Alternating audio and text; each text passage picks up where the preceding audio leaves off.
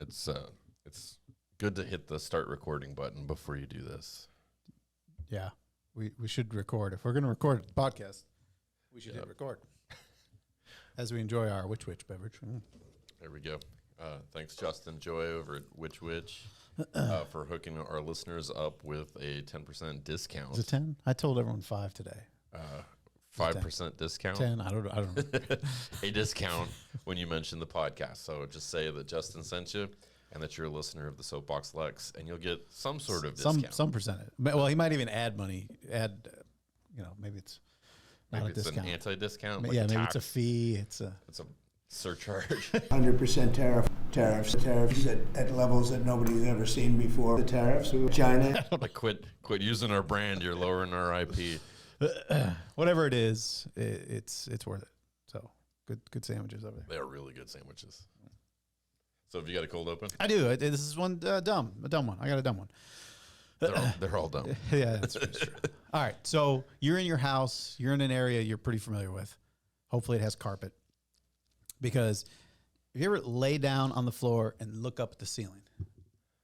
I lay on my bed and look up at the ceiling, but I have hardwoods, so I don't spend a ton of time on the floor. And I'm kind of picturing it either as a kid doing it or the dog's on the floor and you're laying down. But I have this strangest sensation that when I look up at the ceiling, and especially in a big enough room that has like a floor plan to it, right? So you can maybe even see multiple rooms or through doorways or something, and you're looking up, and everything's backwards. Like you get a sensation that everything feels backwards? Well, I mean, in a sense, it kind of is. Because you're looking at it upside down. Because you're looking at it upside down. When you look far enough back. Yeah. And it's a bizarre sensation to where I'll look up and it'd be like, man, I know the kitchen there and this thing there, but everything's like reversed. And it's weird. It's more of a feeling than anything kind of. Maybe I'm just wired upside down. That's normal sense of direction. That could be too. It's like, how do I get to the kitchen again? Maybe I just need to start laying down places. Like, Paul, why are you on the sidewalk? Give me a second. Yeah. Okay, north. Yeah. We're good. Walk on your hands, maybe. Yeah. Anyway, dumb. Yes, it was. You are listening to The Soapbox. I'm Paul. And I'm Eric. This all started out with a list. What's that all about? So I've compiled a list over the years of things that just bother me, things that grind my gears. And I shared that list with you. And I thought, you know what? That would make interesting conversation. Sometimes I'm going to want to agree with you, and it's just going to be something we talk about. Other times, though, I'm going to want to steel man the opposite position because I think that's just interesting conversation. Yeah, and keep in mind, I'm always right, but Paul's just a really good debater. Hey. You like to go in cold on these. I do. It's kind of been one of our shticks is I got a topic, and I won't say anything. And then he surprises me with it, and I look like a dummy because if I'd researched it, I'd have better points. So. No, I to the fans, I'm going to tell you, the real reason I do this is because otherwise Paul would just outwit me every time. So I got to get him in a disadvantage. He's flattering me. You see my head is swelling on screen right now, real time. But no, this one I really want an honest, maybe immediate reaction. Not to say immediate, but like an honest. Don't think too hard on it. Yeah, don't overthink it. Okay, this is a Rorschach question. Maybe. Well, yeah, hopefully it'll be a good conversation. And I'm going to ask you a question, and then I'm going to ask myself a version of that question. And we can kind of riff off each other. Okay. It'll be obvious here in a moment why I'm doing this, but I'm going to hit you with a question, and then immediately I'm gonna state the question to me, and then we'll just kind of go back and forth and get reactions. And so, is there more than one question, or is this you're hoping it's going to spur conversation? Because I don't know what we're going to talk about. Yeah, no. Yeah, I'm hoping it'll spur conversation. It's not like a yes/no. It's not a simple answer, I suspect. Although you might surprise me, and you might be like, I've thought about this, and I know I would do exactly this. So, are we ready? Ready as can be. Okay. So, question, and again, I've got some dimensions I can add to this too as we go on, but the main question is, how would you react? What would you do again, multiple kind of like let's get a big response here. How would you react? What would you do if one of your kids came to you and said they don't believe in God? And then symmetrically to me, how would I react if one of my kids came to me and said they do believe in God or they want to start going to church or something? And then again, I'm going to add in these kind of other things, like say they don't want to go to church anymore or things of that nature. Okay. So I guess the first thing I might do, because you don't start with Christian kids, right? You start with kids that trust that their parents have some knowledge about the world and are probably going to emulate my worldview. And so if they came to me and said, hey, I'm struggling with this belief, the first question I would probably ask is, okay, well, that's fine, because doubt is a virtue. I think doubt is a virtue of the Christian faith. And I think part of having faith is sometimes wrestling with doubt. Doubt was something that was modeled by one of the apostles, Thomas. He doubted the resurrection. He had actually put his hands through, the puncture wounds, and it was, they say the hands, it was actually through the wrists. That's how they crucified. And they found, actually, just tangent, but they found archaeological evidence of how they crucified the heel. They used to depict the feet as being overlaid, but they actually crucified through the ankle to the sides of the cross, not through to the front. And there's So was it still one nail or was it two?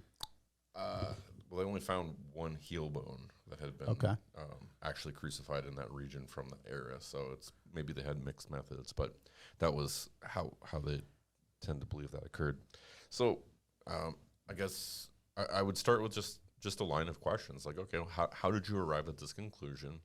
What's going on in your mind? Because I find that for somebody that's been raised in the faith, for them to depart from that, it's generally not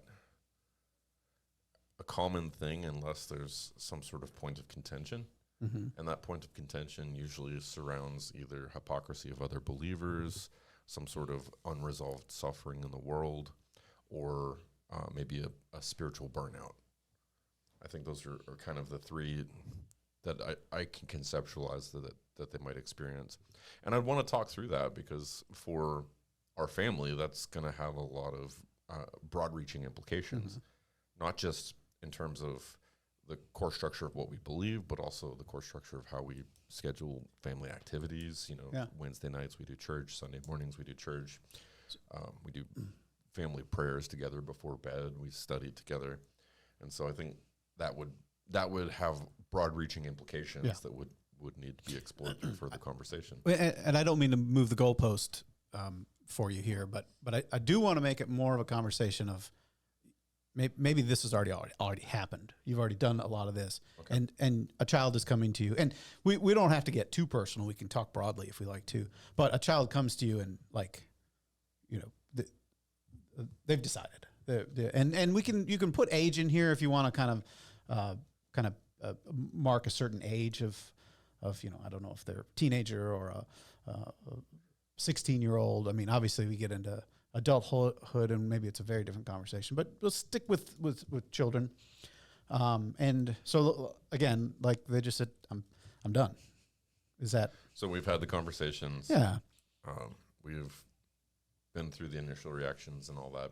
I would say those parameters would be important because if my 6-year-old comes to me and says, I believe or don't believe something, I'm going to say, well, yesterday you thought you were a dragon. Like, you don't know. Yeah. Keep coming with me.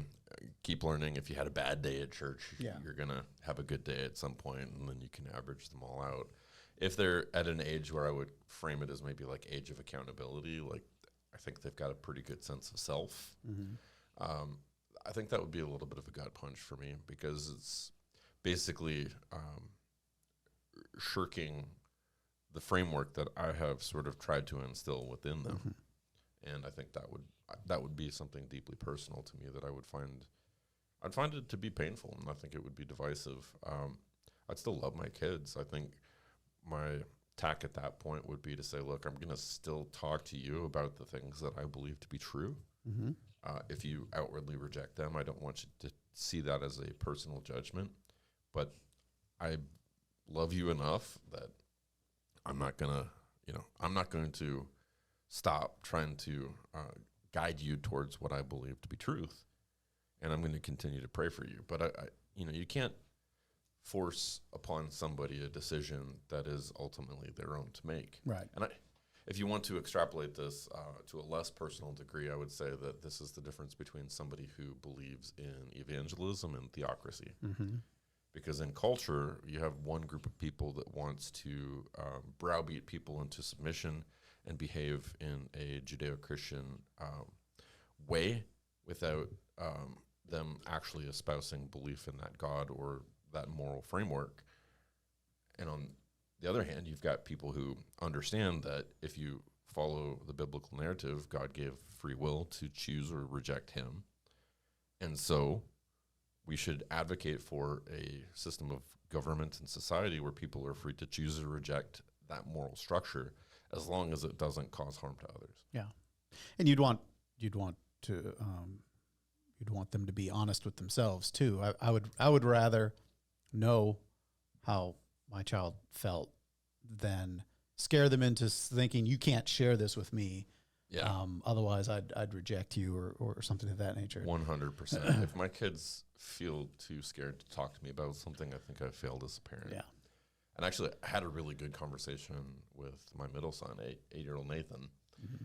He came to me and he wanted to ask me, "Hey, Dad, now that you and Mom are divorced, is it okay if I tell you something and maybe you don't tell Mom?" And I said, "Well, did you have something specific in mind?" And he said, "No, not really. I'm just, I don't know what the rules are." Oh. And I said, if it involves your safety or if it involves something that's going to impact her, I think I've got an obligation to share that with her.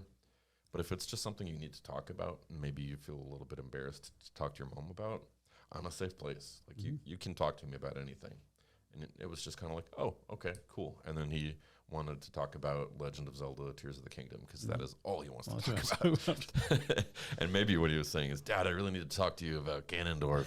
Mom doesn't want to talk about it." Yeah, that would be an interesting day. So I've thought about this over the years for my kids. And there was a time pre-COVID, I think maybe, or in the early stages or something, where Vivian wanted to go to kind of a Sunday school event at the church that our neighbor was going to. And she must have been 12 or so. So, yeah, this is probably pre-COVID. And she went a few times, but it always made me slightly uncomfortable. And this, I'm going to preface this with, like, I'm trying not to, like, offend anyone in the audience or at the table, of course, either. But you should. It's good for engagement. Yeah. Yes. All right. Let me tell you what I really. No. It made me a little uncomfortable in the sense that I was, like you, we were trying to raise our kids in a framework that made sense for us. We're not a religious household. We're, our morality is kind of from the golden rule and being good people. Which comes from where? Well, hey, a broken clock is right twice a day. So, no, and this all gets into, there's good history. I mean, most of science came from the church, right? I mean, they were at one point they were the literate. Yeah, folks they were the town. institution. They were of institution pursuit of truth. So I'm not taking anything away from kind of that history, but yeah, having just a good morality that do unto others kind of a thing. Which comes from where? Again, I'm not. I know you did that one on purpose. Yeah. I'm just giving you a hard time. But just 10 commandments, nothing biblical. Right. Well, there were 15, but they dropped one. Oh yeah, Mel Brooks. He's 99.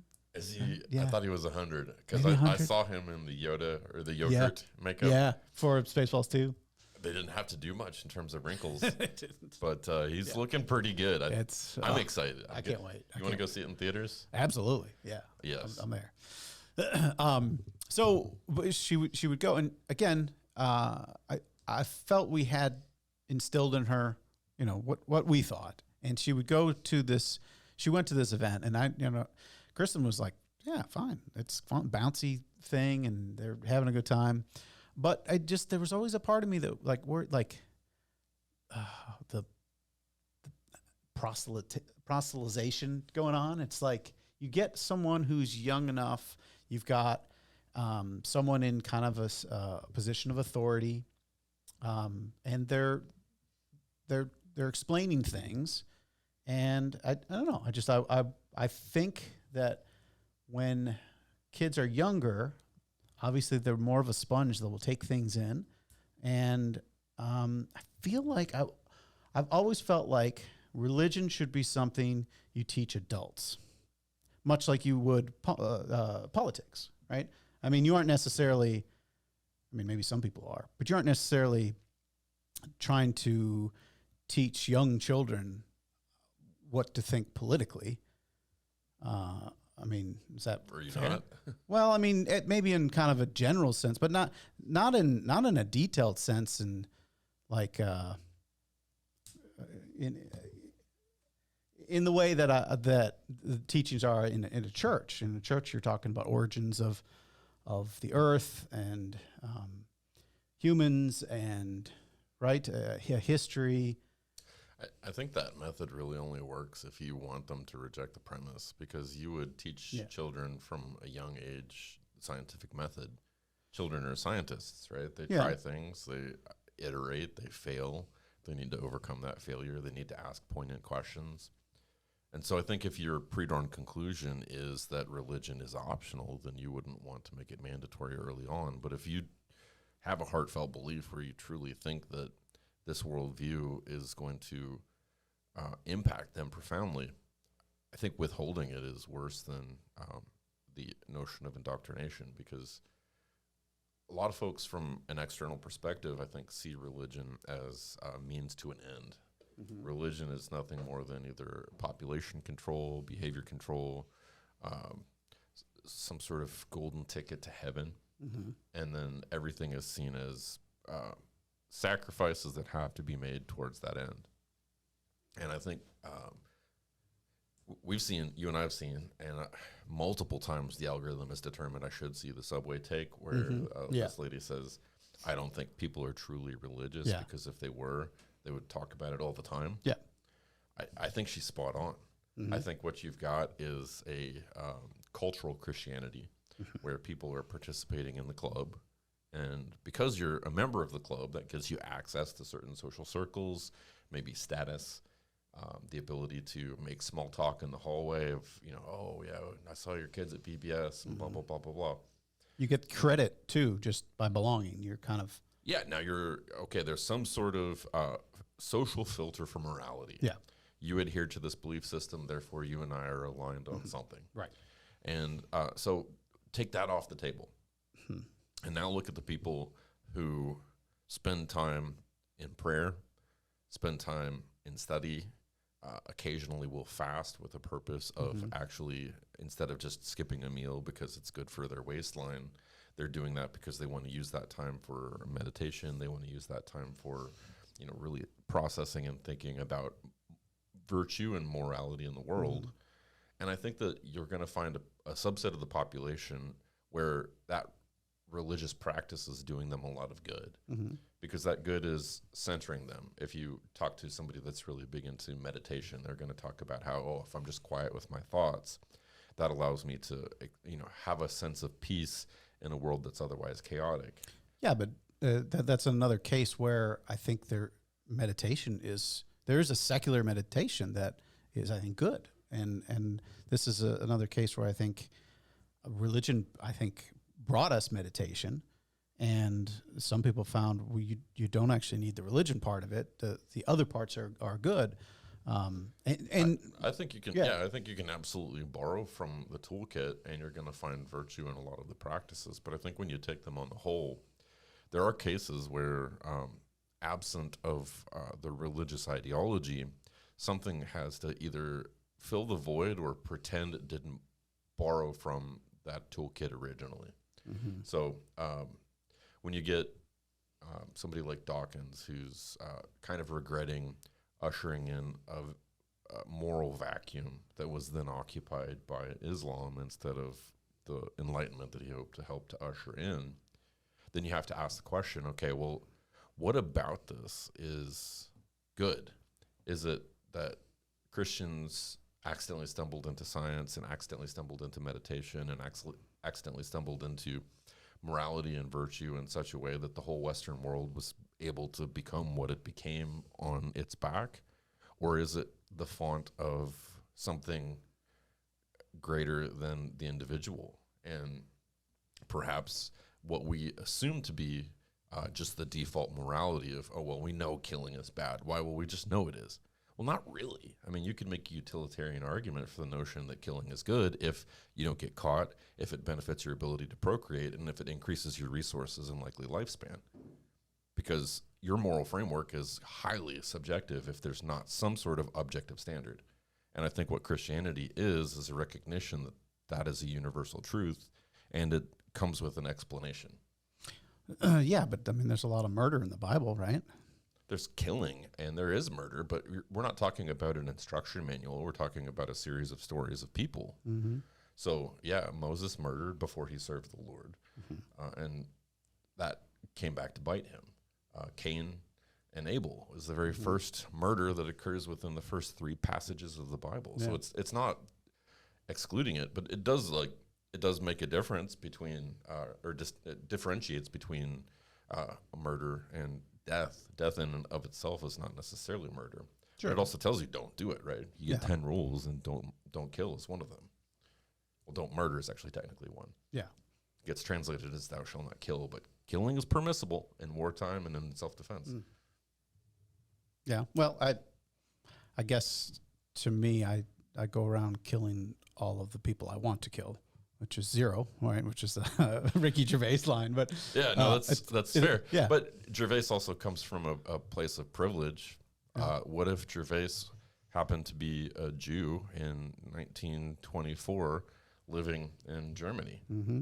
And all of a sudden he had a whole contingency of people that didn't just want to kill him, they were systematically trying to. Yeah. Would his number of people he wanted to kill, if, during Kristallnacht, the SS shows up at his doorstep, I think that number goes up.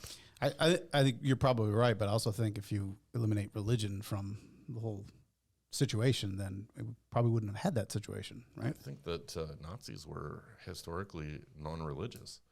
So in that case, religion had nothing to do with it. He wanted to kill in self-defense in this constructed scenario. I guess I'm going back farther. I mean, if there wasn't a distinction between the Holy Land and then, you just have people and you don't have Jewish people, right?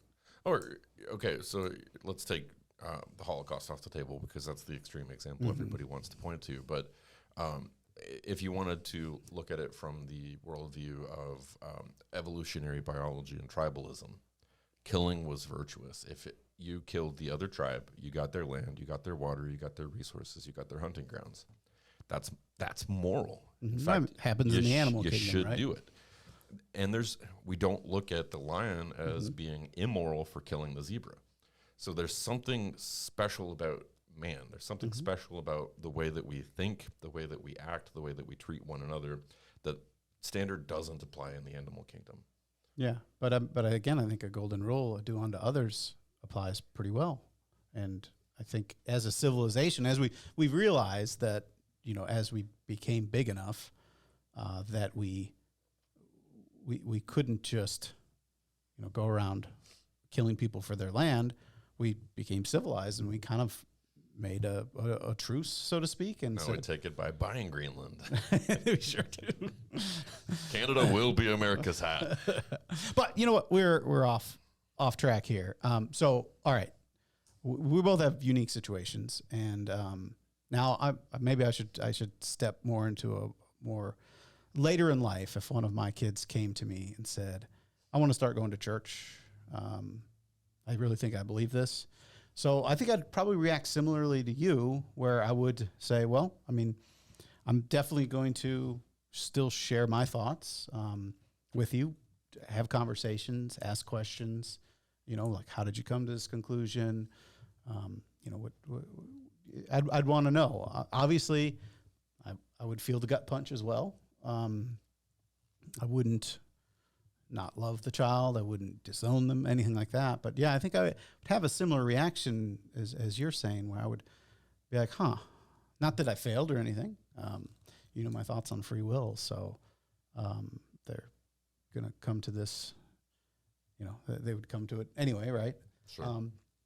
But yeah, and we can pivot this to politics too, because I think, as I said earlier, I think it's silly to discuss nuanced details of politics with young children. Yes, high level things make sense. You're right, scientific method, obviously things like that. But you have to kind of slowly kind of feed it. And again, it's just how you and I might feel about politics. So we would want to share that with children. I think as they get older, I would want them to kind of be thinking more for themselves.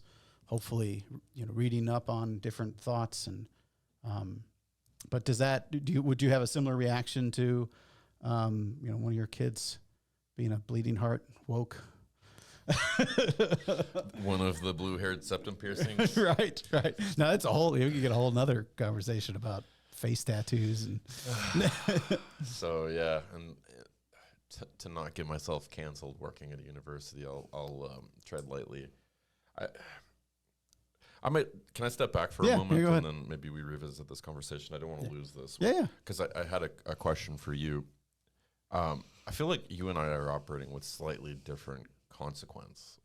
If I'm correct and there is a God and my kids reject that God, then there's eternal damnation. Mm-hmm. If you're correct and your children embrace religion, the destination remains the same. And if it makes them happy, how is that like problematic for you? Let's say that the rest of everything remains the same. Mm-hmm. They still like science. They still are going to be productive members of society. They're going to find a spouse and a happy life. And like, to me, it seems like the stakes are very different depending upon who ends up being correct there. Yeah. I certainly, you know, we did the episode about eternity. And I think the interesting distinction here is the stakes are higher, much higher in your case, but that's because I think you're invoking almost an infinite weight to your case, right? Yeah. It comes with the territory. And I get it. And there's very often a hard distinction to make between theism and atheism because of, you know, my argument is the lack of belief. And the other argument is a belief in something. So it's like we're comparing, you know, 0 to some number. And if we're thinking about it weighted between the two, you know, your number is, you know, billion or infinity. It's just a huge number. So it's skewed so heavily that I kind of feel like people joke and invoke Pascal's wager to this, which I hate Pascal's wager. Yeah, because it doesn't treat your side fairly, mm-hmm. and it also trivializes my side. Yes, yeah. So no, like it is neither end gets a fair treatment with that. Yeah, but I guess I'm going to start answering your question here, but I wanted to preface it with the fact that I do feel like the stakes are just so heavily in your favor for something I reject. So yeah. Let me walk back to question just to the more simple premise, because I wasn't trying to go Pascal's wager here. No, what I was basically fair. trying to say is, where does the sense of disappointment come from? I guess for me, it feels like it kind of gives you a reason to stop thinking, right? You get to a point where you don't have to think about this anymore. You can just stop thinking and have faith and believe something without evidence, right? Which is faith. So what about what if the compromise there was they continue thinking? Now they're incorporating a new corpus of information into what they're thinking about, but when it comes to certain limitations that we have in terms of scientific discovery, mm-hmm. observation, evidence within the universe, if we know over the course of our lifetimes that evidence will never be accessible to the human mind anyway, what's the difference between having faith in a deity and having faith in a starting set of circumstances that can't be observed or measured? So I want to make sure to make it clear that I'm not one of the types that thinks if you believe in God, you reject science, right? That's clearly I think not. some people do. So I know. It's worth noting that, because I think most people's default assumption is if I say I'm a Christian, immediately I'm like operating at a 20-point IQ deficit, right? Yeah, and I need to prove that on my own merit. So yeah, no, and I'm fully.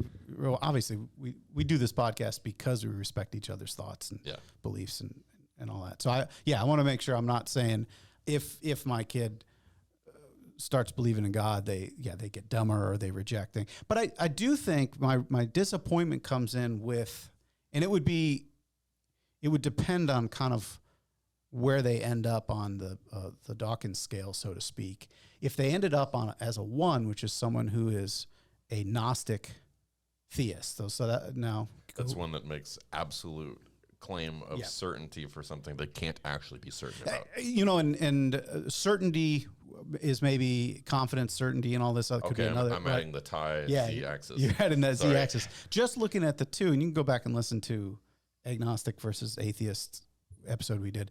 One axiom is take a shot.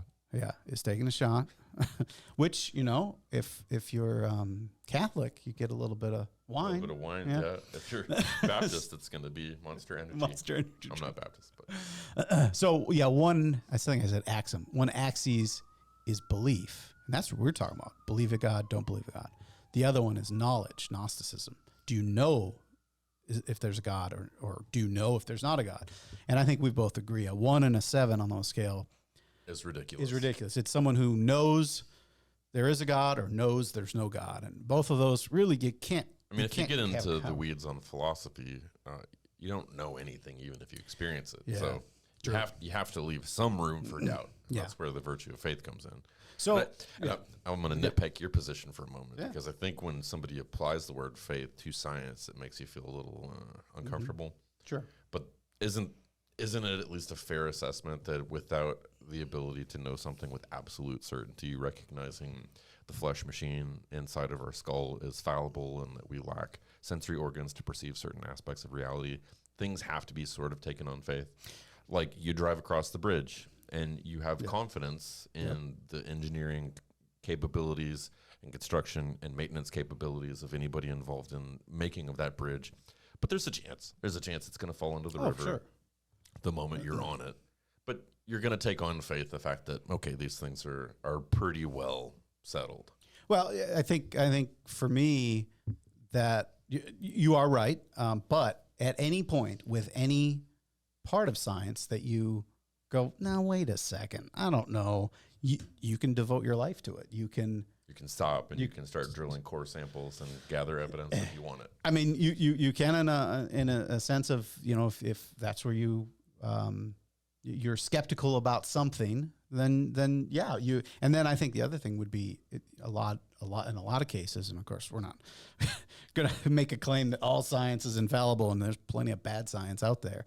But yeah, you can reproduce studies. You can go find the research that you can try to reproduce them. Yeah, have you heard the metrics? Gosh, it's pretty bad. Yeah, it's in like the 30 percentile, and then that's all based on, this is a rabbit vortex here, but that's all based on the fact that the confidence of the p-value of 0.05 is just arbitrary. Just arbitrarily picked. Somebody just grabbed it and we all use it, and so it's like, a ruler's 12 inches because somebody once upon a time said it. Yeah. But that's the ruler. Mm-hmm. Just cause. Take another shot. Yeah. So, okay, I guess trying to get at articulate my disappointment. My disappointment would be on a scale of if my child came to me and said, I'm a 1, which means I know there's a God and I believe in it. So they stop thinking. Yeah. Now you're upset. Yeah. Okay. And then I think the other thing, and now this is maybe my my prejudice here, where I do feel like a lot of times a religious belief will kind of bake in other things. Like, okay, now they have kind of an argument against abortion, and now they may have.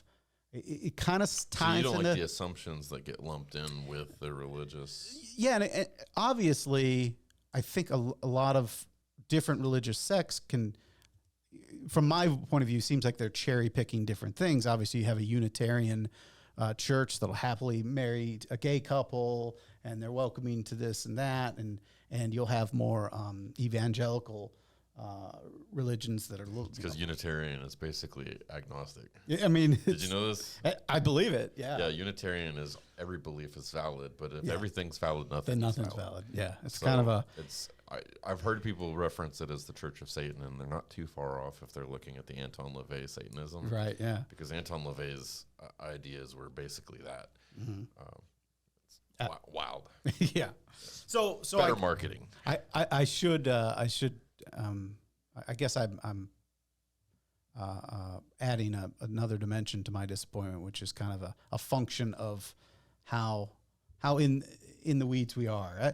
I think having a child that thinks that there's got to be something up there that made us. I don't know what it is. It's maybe not the biblical version, but we're not alone or something like that. Now you're describing spiritual but not religious. Right. I can. We have our summits and we get into those kind of conversations. I still have nit to pick with those thoughts because I find it so confusing to me how someone can say, well, how is it that we can exist without a creator, but yet a creator can exist without a creator. Let's go down that rabbit hole for a moment because I feel like we're talking about this problem as if that problem wouldn't exist in a strictly secular sense as well. People will say, oh, well, the Big Bang is the origin of all things. Something had to create the Big Bang. There was something before there was nothing. Well, nothing. Try to describe nothing. What is nothing? Okay, you pointed up. No, I did nothing. Well, if you look at the waveform of what just happened on this recording, the waveform was missing for that time where it happened. That's something to me. Time is something. Yeah. Yeah. Space is something. Yeah. Matter is something. Energy is something. A vacuum is something. But if we're looking at like the laws of thermodynamics, right? Conservation of energy. Mm-hmm. Every law that exists within nature had to be violated on its inception. And when you're talking about violating natural law, you're talking about the miraculous. And if you're talking about the universe, you're talking about something that has some sort of eternal property where nothing begat something. And I think the eternal property of the universe is, we assume everything has a starting point because that's kind of how we operate. We're born. So could you die. not apply that same metric to God and say there's no starting point for God? Well, why couldn't we just say that for the universe? Exactly. I mean, I'm saying both, and I'm taking it a step further and assigning agency. Intelligence. Okay, and that's the part I'm like, that's the piece that needed to get evolved. I think. I mean, if you start looking at things like how DNA looks like code and how everything tends to have laws, I don't think that natural order or scientific observation is that far off from the notion that something would be created. I think it's fingerprints on a canvas. It's also like looking at a pothole after a really rainy day and say, look how perfectly that water fills the pothole. I mean, the water goes to all the edges of the pothole to fit it just perfectly. It's amazing. And then when you think about it, it's like that the water just filled the pothole. It wasn't made to fit in there. We're personifying a creator by taking things we observed. Our brains, our model like to model and predict things and make laws, and now we're just trying to ascribe that to a creator. And I think that it's a personification that we're doing. We're the ones bringing that in. If you strip all that away and you think about what the universe was like well before humans, certainly, but well before any of the building blocks that we think about, you don't need that agency. You don't need created in God created man in his image, right? I mean, it's a weird place to start.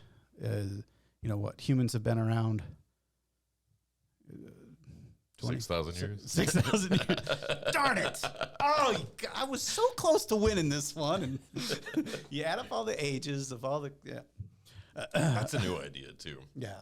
So for all my Christian listeners, some of you are going to go hard in the paint and say 6,000-7,000 years, somewhere in that range. Like but 100,000 maybe is more. I think what I'm thinking. Yeah, that idea got popularized, I think, in the 1940s. I have to fact check myself. Yeah. This is where I wish I had notes. But you can be an old Earth creationist, and that's okay. Yeah, that's okay. Ken Ham. That's yeah, okay. I'd love to get him on the show. Oh, that'd be saucy. Because you and I both would tear into him, and he'd think I was on his side. I'd probably try to defend him. Look what you've done to the Kentucky economy. I mean, we had a road built to his right. Taxpayers paid for and we've got a place to go in case floods. So we get a twofer. That's a good point. Okay, all right. Maybe this one got a little personal. I like it. This is great. I like that you hit me with this one cold too, because if I'd come in over prepared, I think I would have talked over myself. But letting the conversation happen organically was good. But we did talk about one last question that I said I would get back to. Yeah. I guess I should answer this question. What would I do if my kids came back woke? Oh, wow. Yeah. Okay, and I could say MAGA for me. I would love them anyway. You know? I would encourage them not to make choices that last a lifetime based upon the feelings they have now, because I do think young people will try on identities and they'll try on new ideas, and that doesn't have to define who they're going to be forever. Mm-hmm. If they want to dye their hair, for my boys, it's a rental anyway. You go right ahead. You've only got it for the next 15 years and it is gone. Yep. Look at the entire family tree on both sides. So if you need blue hair, great. But I would still, I think, just for their sake, because this is what I do anyway, I would do my best to have a dialogue with them and model the behaviors I would like to see from them and engage them with lots of questions and hopefully help them to arrive at better conclusions. Wow, I would not be so charitable. I would kick them out. No, if one of my kids, which I find hilarious saying so, and if they listen to this, they're going to. Vivian, if you want a red MAGA hat, I got you, fam. I'd have to buy one first. Right. The funny thing is, I do have a red Make Donald Trump Again. What does that even mean? Well, someone did some lineage or something, and he before he was the family name was actually Drumpf, not Trump, or something like that. It was like a German. Is this real? Yeah, and I have the hat. Is it real? It's as real as anything else you're gonna read on the internet. Yeah. Okay, I still like it. Now I'm imagining him like 4 foot with a gimli beard, hairy feet. Hairy feet. I think I gotta say, because kind of the woke, I think extremism is kind of lulled a little bit. It's cooled a lot. This would be a different conversation 5 years ago. You probably would have been a little more.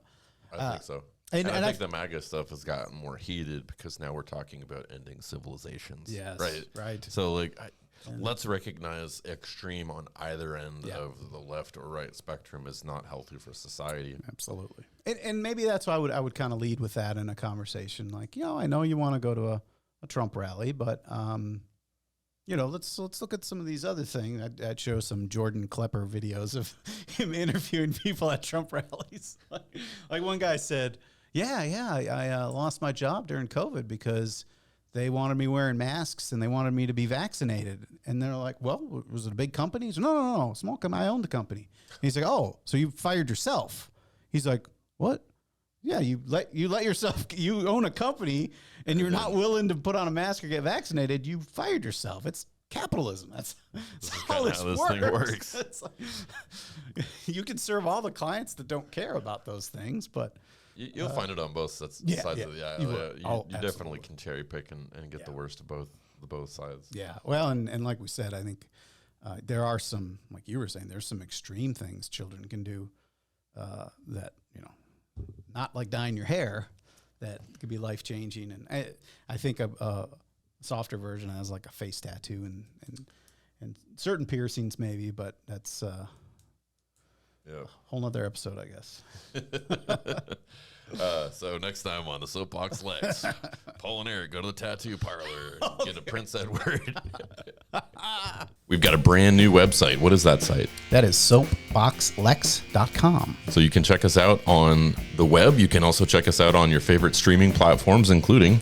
we're on Spotify, we're on Apple, and we're on Amazon. And of course, if you want to check us out and actually see what you're listening to, we do have video as well on YouTube, and I don't know if you knew this, but Spotify does video too.